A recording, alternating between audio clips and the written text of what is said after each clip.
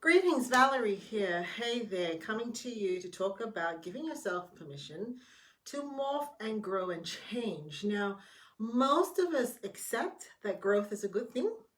Most of us accept that it's a little bit like been there and done that. Everybody's talking about growth.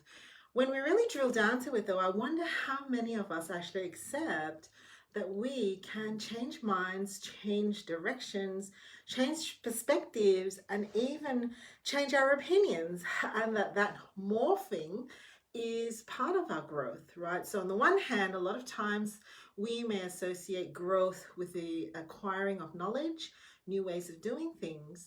When we actually really turn that lens, though, to say what's underneath that, it's because we are changing and we are growing. I got a light bulb moment today as I've been grappling with this concept of authenticity. It has been the focus of my thinking for the last few weeks, maybe even the last month. And it dawned upon me that being authentic involves saying that I've had a change of heart. Research suggests that when it comes to actually figuring out who we are and our identities and actually how we interact with people in the various spaces of our life, with our intimate ones, with our intimate friends and loved ones, with our friends, our acquaintances, our work colleagues, and indeed in the social media and public space, we're allowed to try on a couple of identities and change our mind. Does that mean we are being inauthentic? I think there's a prevailing myth that we must always be transparent and always show our hand, if you like, and then we are authentic. However, it's probably more reflective of what's healthy and what reality is that there are different aspects of ourselves that we can choose to reveal. And in those aspects, we can be consistent. For example, you might be someone who perhaps comes from a place of vulnerabilities that you have had people disappoint you and let you down in your personal life, whether it's you were growing up or whether it's in your romantic relationships or indeed your close friendships. Maybe that's the case.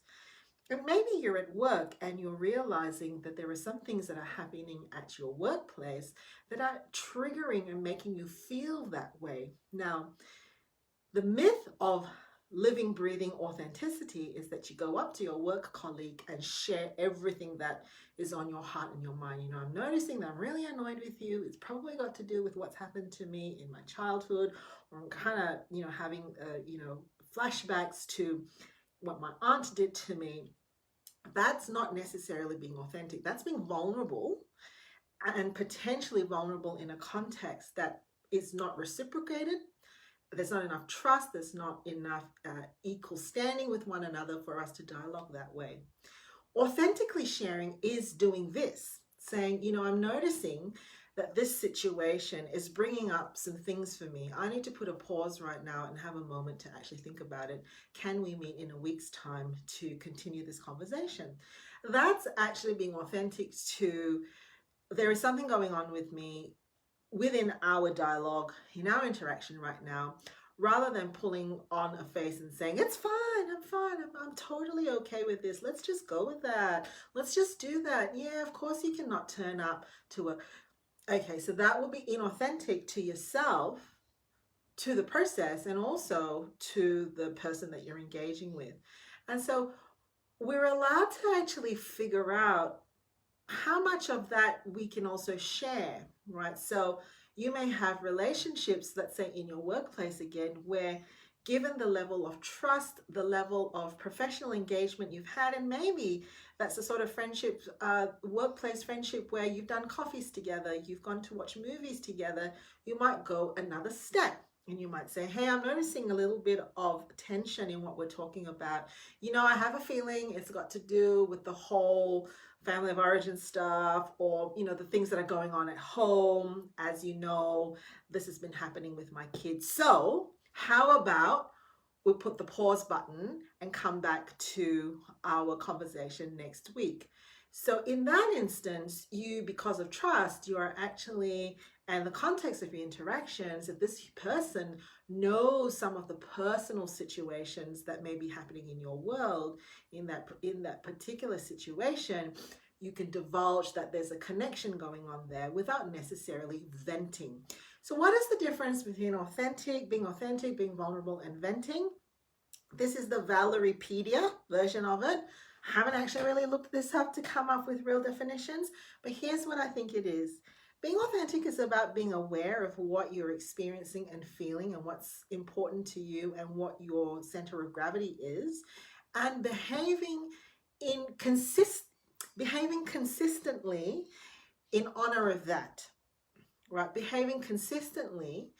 And if you are making a change of direction or taking a change of path, being authentic also means being able to articulate, I know I thought that before, I'm having to rethink this, can I get back to you? So it's also revealing what might be going on behind the scenes in our own thinking and making the process, if you like, transparent. Being vulnerable is about sharing our weaknesses, defenses down, our scars and our wounds to someone whom we believe can take that. Now, sometimes you're in an intimate relationship where there's mutual vulnerability. Sometimes you're in a professional relationship with your therapist or your counselor or your mentor, and it's a one-way thing. You're sharing your vulnerabilities because you're being formed through this and being forged through this, and you value their counsel, you value that trusted space to work it out. So being vulnerable in a mutual, trusting, power and influence, equal situation where it is, one of friend to friend and it's mutual, or in a situation where you've got someone whom you are going to for counsel and for leadership. So that's authenticity, vulnerability, and as usual, I've already forgotten my third category I wanted to define. Oh, venting. That's what it is. So what is venting? Now, actually, venting is not found to be a very helpful thing. Venting is basically all your stuff coming out raw, unprocessed, very often negative, very often angry, very often in a real shifted reality where there's catastrophe and enmity and animosity involved. Now, venting is a non-reflective, highly reactive situation where, if you're with a trusted friend and you're doing it for a little bit, you may self-reflect and say, you know what, this is actually making me feel worse. I'm jumping up and down in the puddle of my distress and I'm getting more splashback than is necessary. And your friend says, yeah, okay, how about we redirect ourselves? But venting as a general expression of vulnerability is not authentic, right? Is actually counterproductive because we are not really having a moment to process and dig into where we might be coming from with that, and having sort of a more grounded